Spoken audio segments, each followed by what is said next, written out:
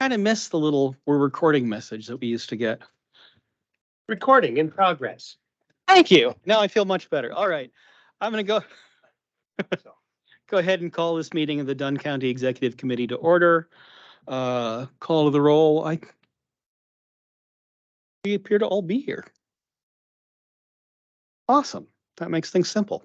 Approval of the minutes. I would need a motion. I so move. Supervisor Steen, first off the bat. Supervisor Morehouse, seconds. Any discussion of the minutes? Hearing none. All in. Oh, sorry. I have one annoying little typo to point out. No, it's in number 4, the second sentence. I think it's supposed to be "there was also a presentation." It says "the was also a presentation." Yeah. Just a couple more letters. Okay, excellent. I am glad that someone is reading it that closely. So all in favor of approving the minutes with the very minor typo correction? Aye. Aye. Anyone opposed? Motion passes. Minutes are approved. Public comments. Do we have any? All right, that simplifies things. County Manager's report. Hey, Chris. All right. I have a draft, sent you the draft of the county board agenda. One note, I did add, they're renumbered. I added a new number 6 because I forgot to include public hearing on the proposed 2023 budget. So we got that included. Otherwise, I think I will defer to you all after you hear Jenna in a bit talk about FTE, full-time employee counts, and decide if you want that for the county board or not. So that would be kind of an area of question. Otherwise, we have reports from Highway, District Attorney, and NDC. And then our budget-related borrowing, budget and levy resolutions, a quick budget adjustment, routine cancellation of checks over 2 years old, adopting the 2024 wages, and amending the inventory of job classifications. So pretty straightforward, pretty much budget related.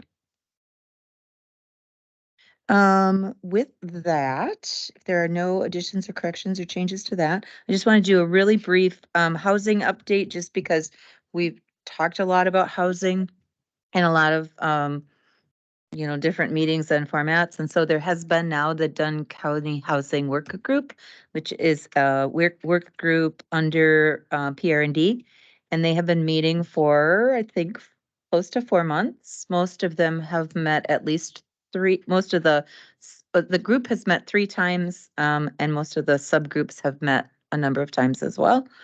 There are 3, so composition of that group has some county board folks, has city, myself, Ann Wodarczyk. I'm trying to think of who else even at the table at that. But in addition, we've had a number of people who attend regularly, just out of interest and curiosity, and are participating in some of the subgroups. So there are 3 subgroups to that group, to that work group. There is what we've sort of named the audit group, which they are looking at ordinances and rules and regulations and kind of things that get in the way of building and development, and trying to determine what might need to change with regard to that. There is a toolkit work group, which is working on a one-stop shop for gathering information if you want to build, either as an individual or as a builder developer. And where do you go to get this, and where do you find that, and how do I start, and all of those sorts of things. And then there is an education and advocacy work group or subgroup as well. And they're just working on continuing to think about ways to illustrate why housing is an important issue for our community. So I think that it's been a pretty dynamic group. so far, and things are getting done. Any questions about that? All right, with that, I'm going to turn over the remainder of my time to Jenna, and she is going to walk you through the document that she printed for you because it was so tiny online, so.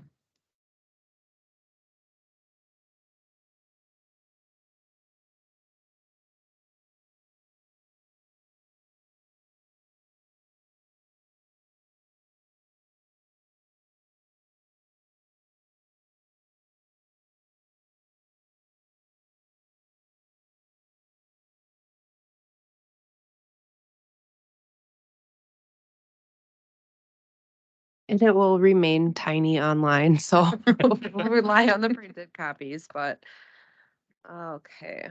I know these were also provided in your packet, so feel free to zoom in as you need, but I will try my best to navigate here. So, by request, I have spent a little time compiling information on the FTE count of the county within the last 10 years. So I'll start kind of just by going through this large graph. So that'd be the small or the larger piece of paper, which provides a breakdown of total FTE by department going back to 2013. So you'll see I pulled measurements from 2013, 2015, 2018, 2020, and 2023. You might ask why we didn't pull each year, and that was a little bit of mercy by Supervisor Kinnear. The county hasn't always specifically tracked FTE, so it took a little bit of digging to find these numbers. So hopefully you still find the samples that were pulled helpful. So I will just briefly kind of go through each department and what's changed in the course of 10 years. And I'm actually going to start at the bottom with administration. So administration has increased by a total of 20 FTE since 2013. And again, really small, but the note there provides that in 2016, 13.8 FTE were added to administration as a result of centralizing finance staff. So if you recall that process, 13.8 FTE were added to administration from other departments in 2016. Child support, only a slight decrease by 0.77 in the last 10 years. The courts, so that's the clerk of courts office and judicial staff, has increased by 0.9 in the last 10 years. The corporation counsel office has increased by 1. The county clerk's office has increased by 0.5. The DA's office has increased by 4.05. And I'll note that that was a result of expanded victim witness services that are grant funded. Emergency management and communications has increased by 0.84 in the last 10 years. Environmental services overall has decreased by 1.73. And I will note in 2020, there was a division eliminated, and that was the solid waste and recycling division. Facilities has decreased overall by 2.7. The health department has decreased by 1.76. Highway has decreased in 10 years by 3.89. Human services has increased overall by 21.04 FTE. And this is the largest thing to note as part of that is in 2022, 36.66 FTE were hired that were previously contracted positions. So these were services that were already being paid for by the county and provided through House Calls of Menominee Inc. In 2022, that group was just hired on as county employees. The medical examiner department increased overall by 7.65, and this was primarily due to a shared contract with Eau Claire County that started in 2018. So our medical examiner office provides service for both Eau Claire and Dunn counties.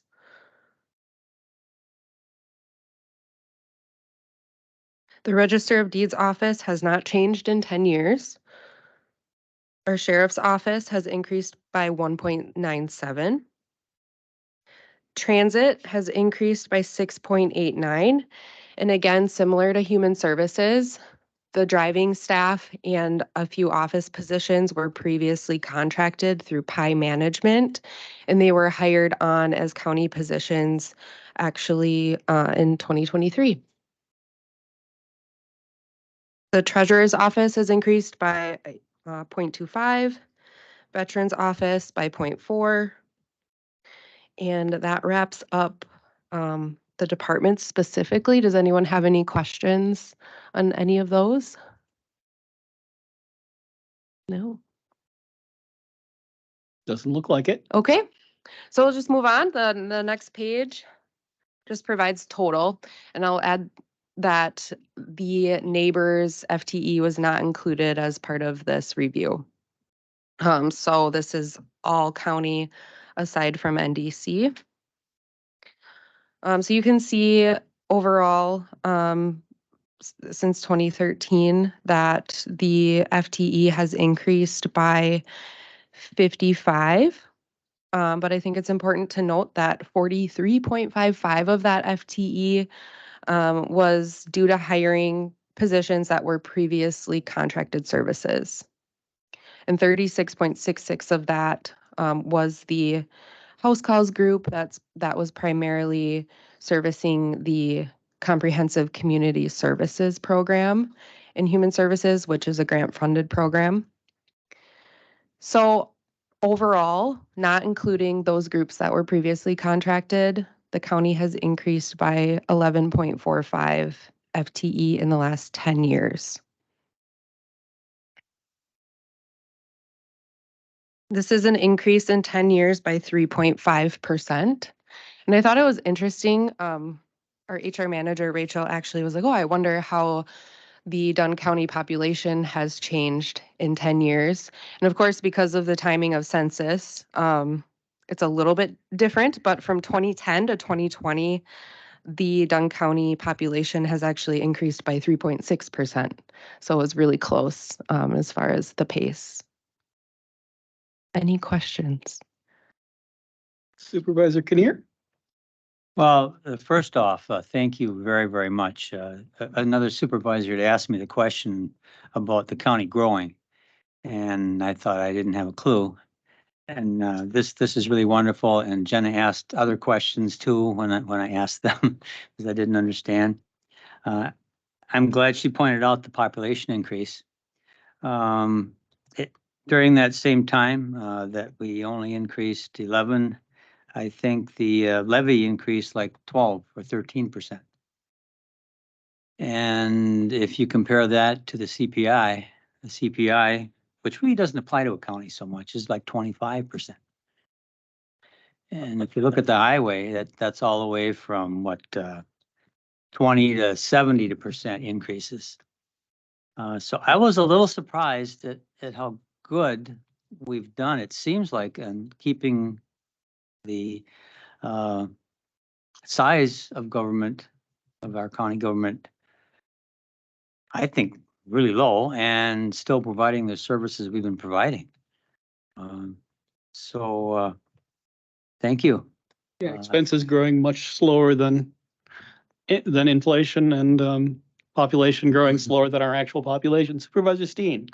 Yes, Jenna, perhaps on the people that we took in from house calls, originally the county had farmed that out with the object to save money. And I think that was, a good intention.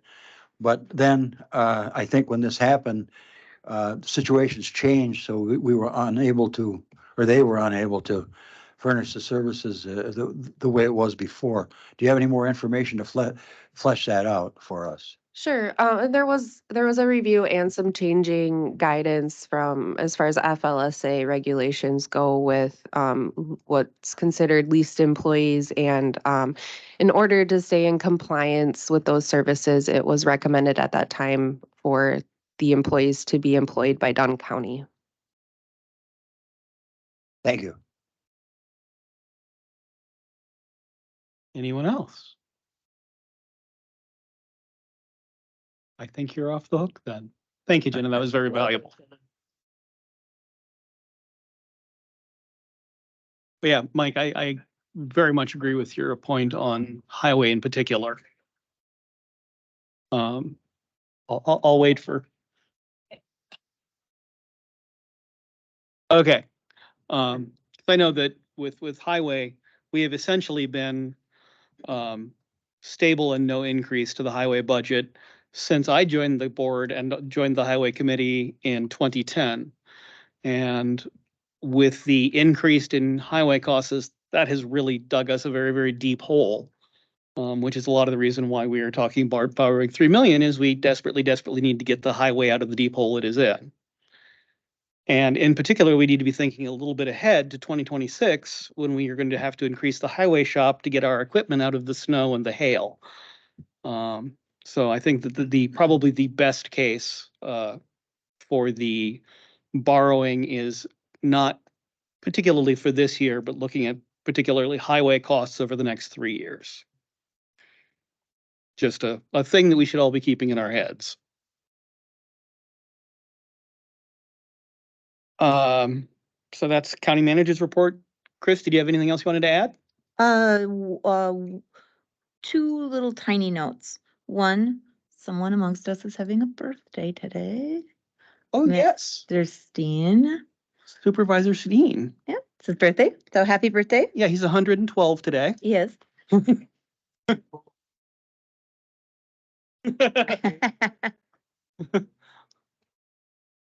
I thought you guys would throw the party. You don't usually bring your own cake to your party, do you?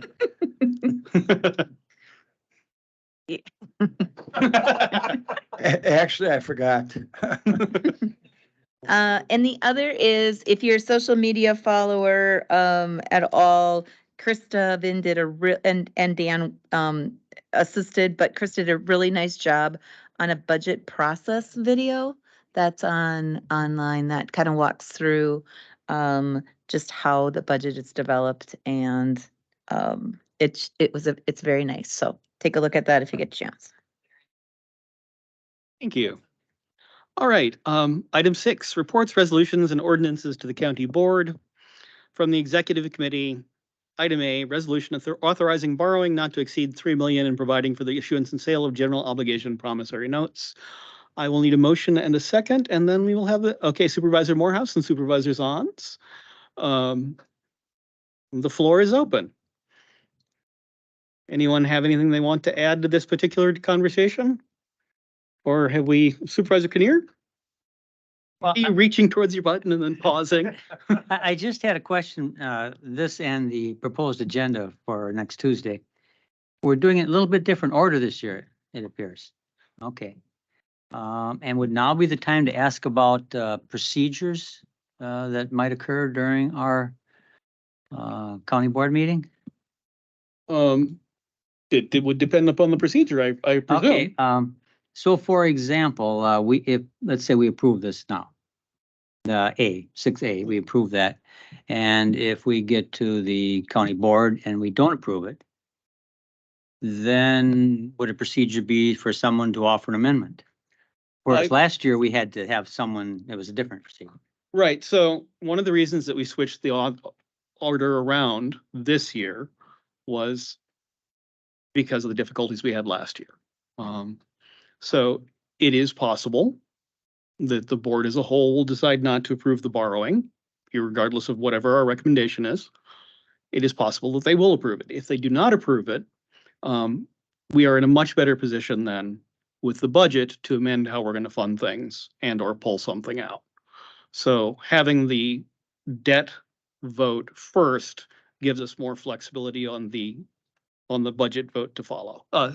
Nick, And this Thank is you. a resolution that can be amended too. Yeah.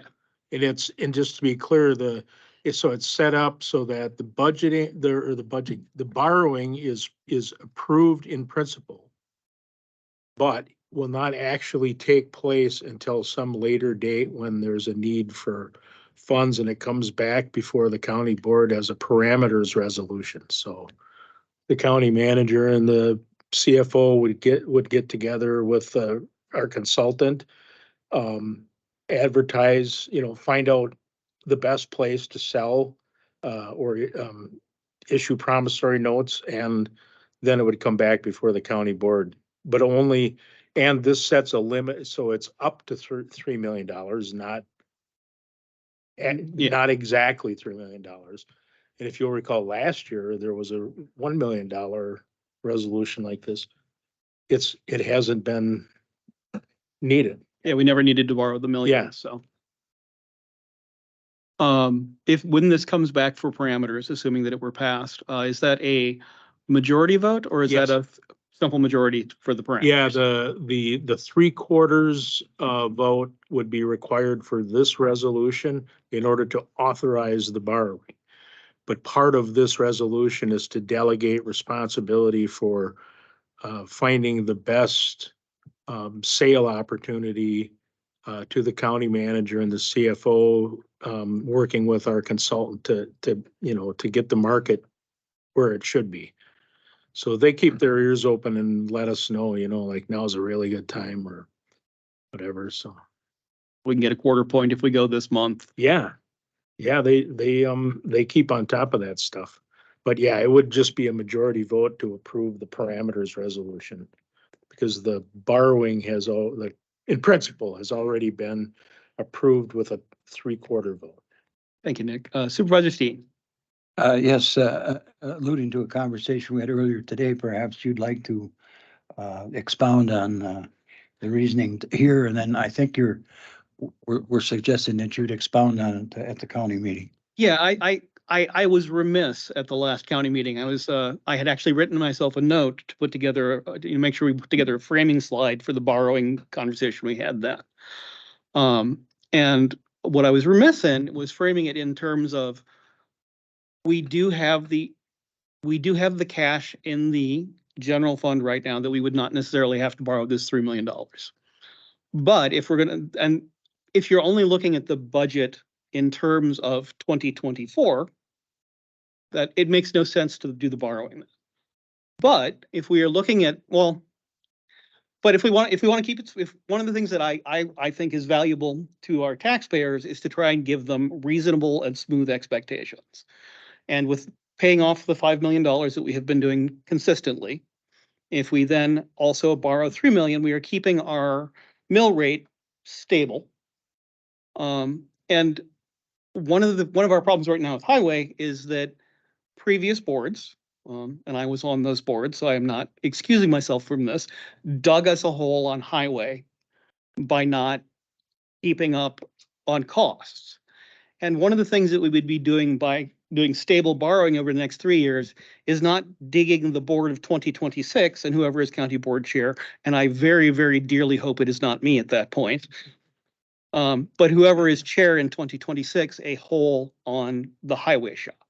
If we do a consistent borrowing now, we will have a little bit more general fund. We will be in a much better state to borrow less when we do the highway shop, and we really are going to need to do that to protect the equipment. Having, $250,000, $250,000, $500,000 pieces of equipment sitting out in the snow is just not great. And that is part of what should have been part of the framing discussion for the earlier discussion on borrowing at county board. And I had actually made myself a note to have that conversation with Chris and make sure we got that slide in there. And then I dropped the ball. So that's on me. Does that answer your question, Supervisor Steen? Yeah, thank you. You're welcome. Okay, anybody else want to discuss? Supervisor Prochnow? Just a quick question. How long are we actually borrowing this money for? I mean, or is that going to be set later or how does that work? It's generally, we're working on a 10-year. Okay, 10 years, okay. And I know as part of the structuring, we want to continue to that slow buy down of debt. And again, for me, one of the arguments there is I really don't want to surprise the taxpayers in 2026 with an extra, I don't want to have to borrow $8 million in 2026 if we build a highway shop and try to keep up on the roads. And that is much more opinionating than I like to do from this particular chair, but I felt that it really needed to be in there. Anyone else? All right, then this would be a vote on the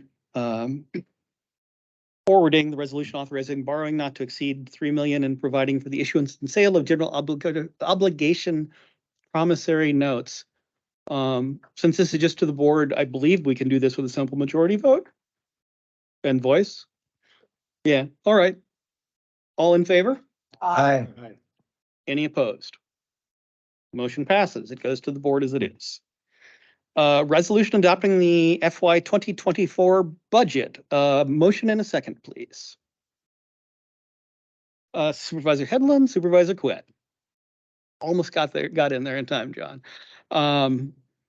All right, further discussion. That's kind of what I thought. We had both. Oh, Supervisor Headland. And just to make a note, and I guess I think I understand, but I don't want to make an assumption. We have, for instance, line 1 on revenue and taxes, 6 million for administration, and yet we have appropriate expenditures 7.25. And then there's a back and forth between also the neighbors and both ends. Chris? The end result is everything balances. Yeah, great. With your permission, Beata would speak to that. We'll tackle the easy one. So so you'll see that another area that you'll see that revenue exceeds the expense is also at the treasury, because again, there is an excess of revenue based on what taxes come in and some of the collections that are being done. Nursing home also had budgeted more in revenue than it is for their expenses. So that becomes that surplus. Now, this surplus to balance the budget, because it's between different funds, don't want to confuse you with those, we rolled up to the admin. And the reason you see admin a little bit more than that dollar amount, like that negative in admin. So basically the surplus that, again, we will have for those two, it balances off on the top. Because otherwise we would have off balance budget. Does that help? Yeah. Okay. Yeah, I just, I looked at it and I added numbers and it all came out. But then I thought, is that gonna bring a question up when we get to the board? And somebody's gonna say, well, how can it balance? Because I see, a couple of accounts alone that are way off, But the other question I had, and I think I would assume it's in there, but the contingency fund for administration committee is part of admin, is that correct? That's correct. Thank you. That's all. Mhm. That was my questions. Thanks much. You're very Anyone welcome. else have any other questions for Beata while she's up here? Looks like you're off the hook. All right, any further discussion of the adopting the budget and forwarding it to the board? Seeing none, all in favor? Aye. Any opposed? Motion passes. C, resolution adopting the FY 2024 levy. Motion and a second, please. Supervisor Steen moves, Supervisor Calabrese seconds. Any further discussion? I think this one's pretty clear too. All right. All in favor? Aye. Any opposed? Motion passes.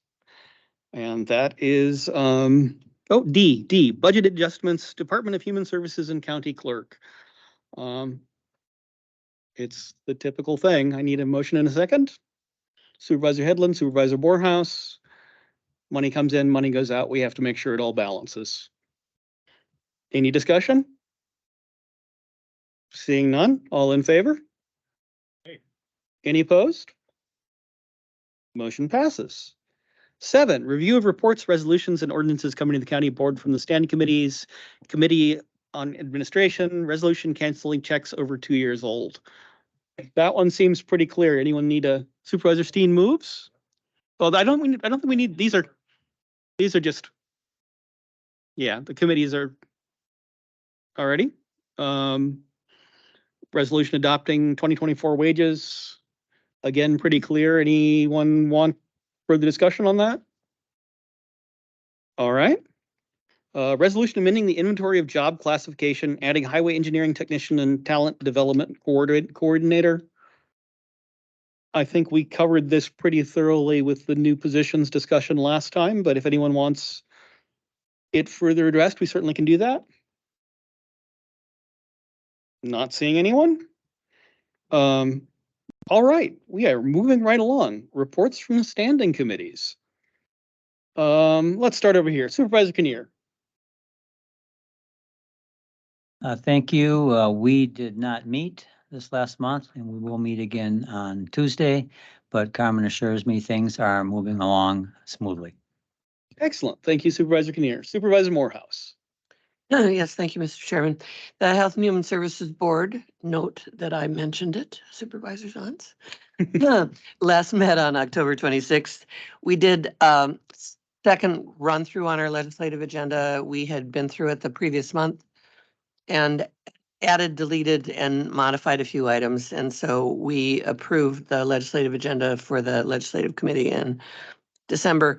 We have asked for this several times. We had a presentation from Jessica Lindstrom, our economic support manager, about the impacts of the rollback of the COVID monies, additional monies for food share, and for client verification and so on. The total amount of the food share benefits coming into Dunn County a month went from $1 million to $600,000 a month in August. That's a fairly substantial reduction.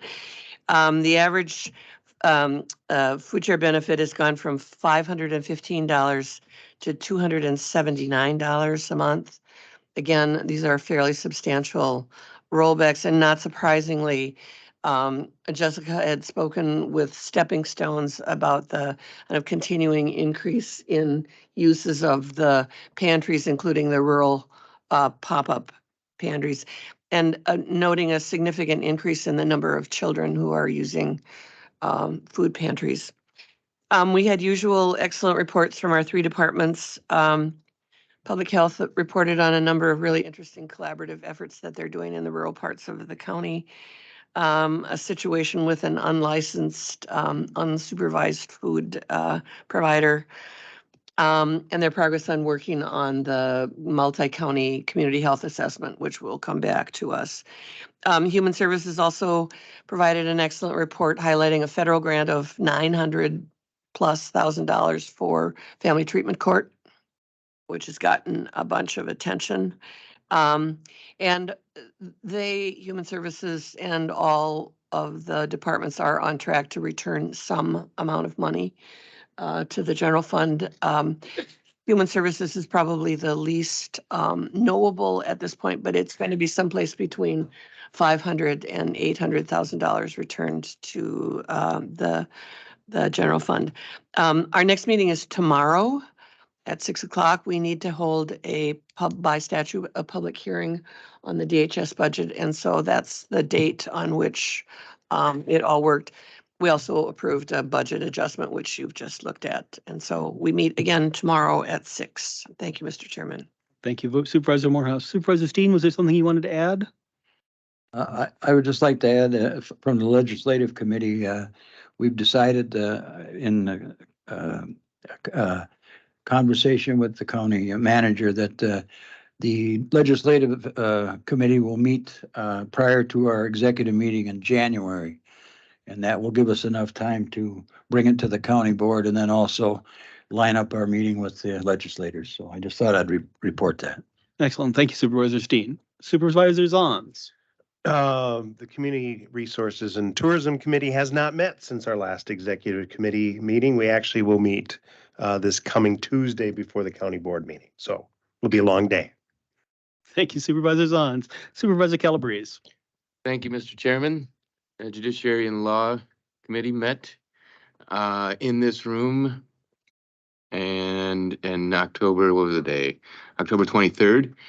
And pretty light agenda. We dissolved the sheriff's list of potential hires that he had exhausted.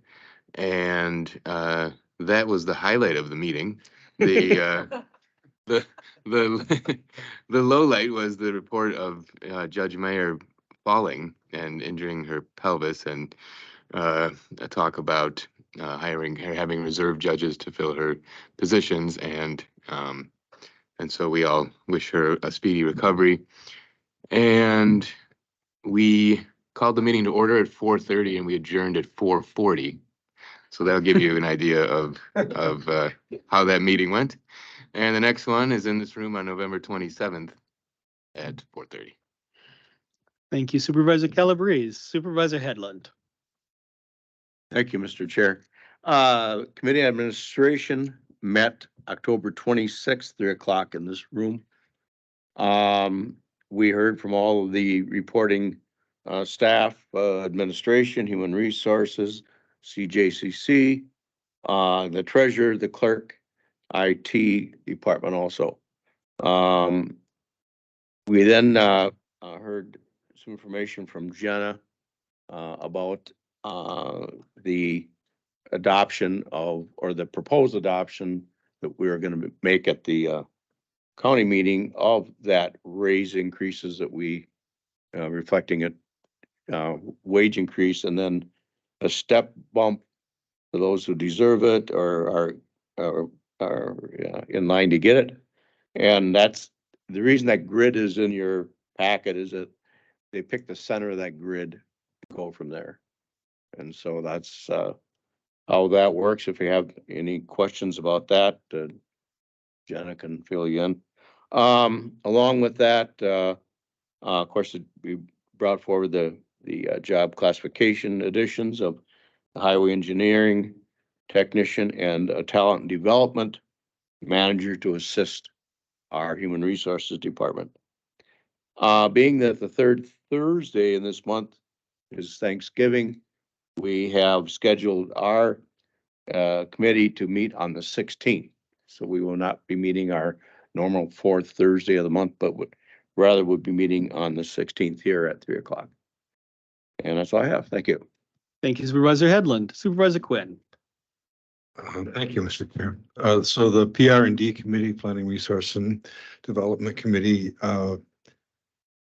did not meet at our first monthly meeting in November. We canceled that meeting, but we did meet in October. Our second meeting was after the board meeting. And at that meeting, we had a report from the departments.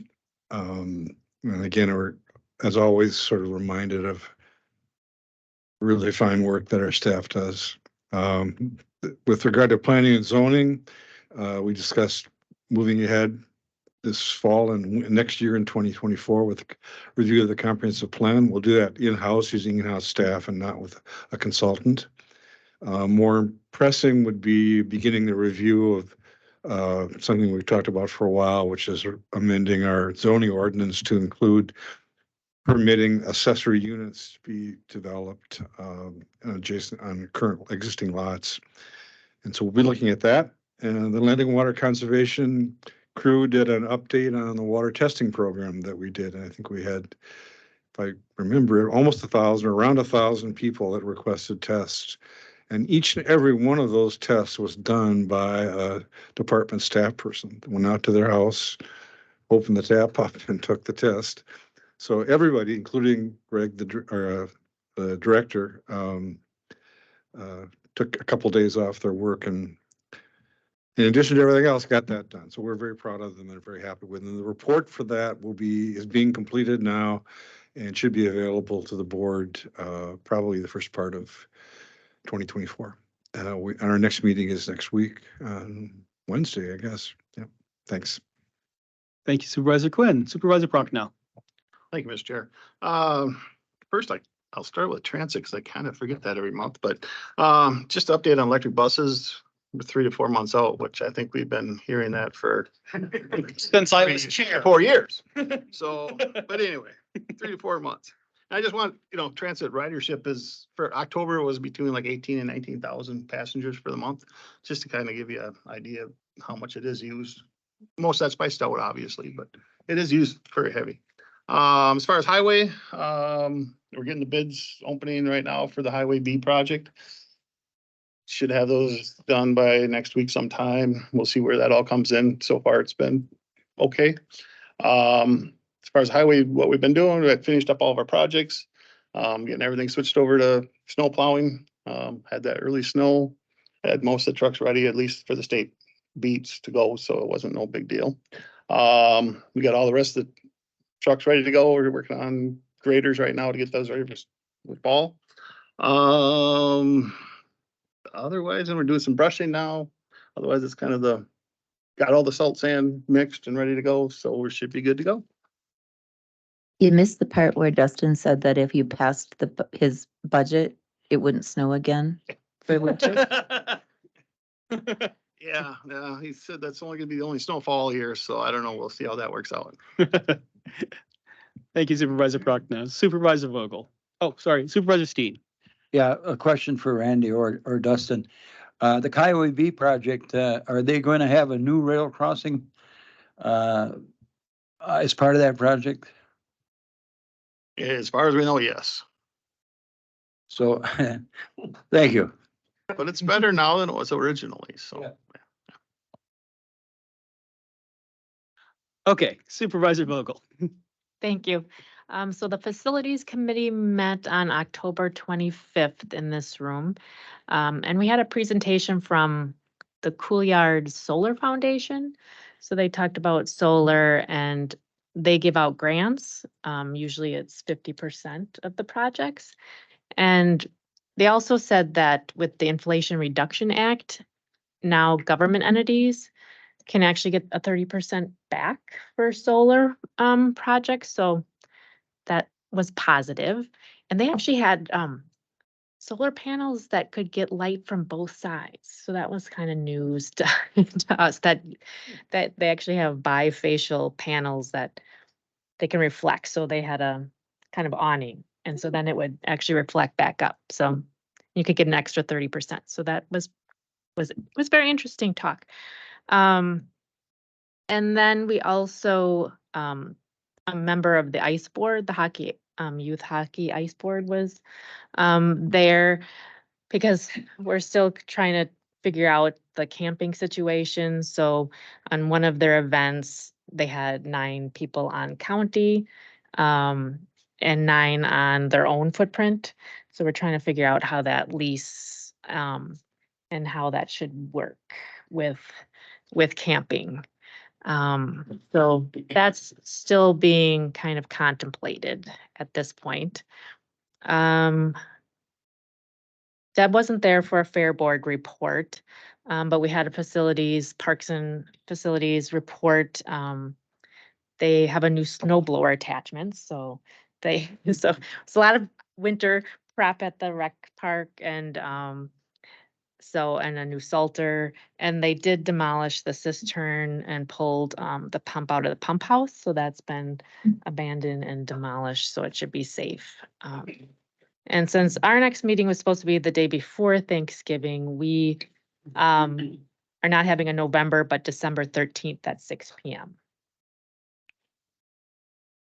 All right, thank you, Supervisor Vogel. Supervisor Steen. I don't know if this is the right place to bring it up, but seeing that we're closing in on Thanksgiving, I think it would be nice if the whole county board could send a thank you to every county employee for the good work that they would do. I think that would be appreciated. Can we possibly get that on the agenda for the county board meeting? If you think it's a good idea. Sure.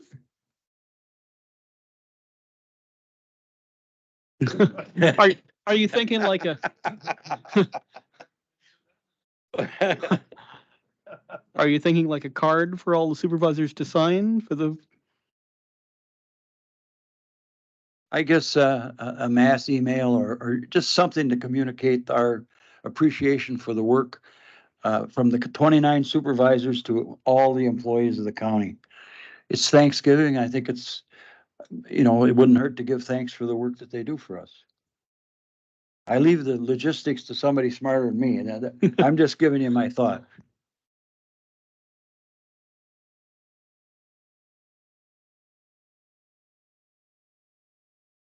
That'd be good. that seems very workable. Okay. Supervisor Headland. Question for Justin, Highway 79 North, when is that bridge gonna be done? Any notes? Where do they get these crews from? I know, yeah, and I was just, they've had some really good weather except for a few cold rainy days, but boy, I would have thought. Yeah, Supervisor, is that up to the Slovak Valley up there? No, it's. Oh. It's kind of by where you see so I'll push it. I don't remember the road number. Is it 830th? Okay. You know where Gifford's farm was? Yeah. Okay, bringing us back to the agenda. I'm going to note that in the past, we've made a point with the committee reports. If anyone has something that they feel that they should share with the board as a whole, please let us know and we'll get that particular committee report on the agenda going forward. It kind of got dropped in the last year and a half, but that was something we were doing once we had shifted over to mostly having those reports here. So I would like to bring that back. If you have something you feel that the whole board needs to hear about from your committee, please let us know so we can get that as a committee report for the board. And I will try to remember that, and you can all try to help me remember that.